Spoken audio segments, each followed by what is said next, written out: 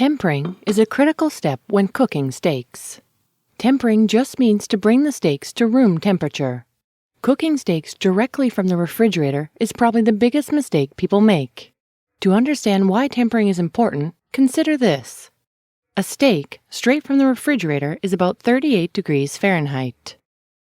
Steaks that have been properly tempered will range anywhere from 70 to 80 degrees Fahrenheit. Let's say you wanted a rare steak, which needs to be cooked to about 130 degrees Fahrenheit. By properly tempering the steak, you have already raised the temperature by about 30 to 40 degrees. This will reduce the amount of cooking time needed, resulting in less moisture loss and a more tender and juicy steak. Also, if a steak is properly tempered, it will cook more evenly. Imagine if you have a really cold steak. By the time the inside heats up, the outer edges would be overcooked.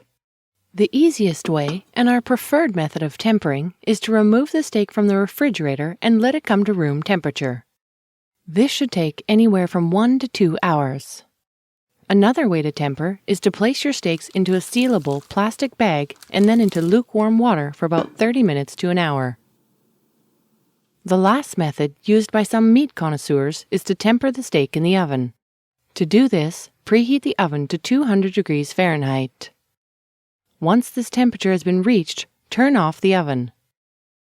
Then place the steak into the oven for about 30 minutes.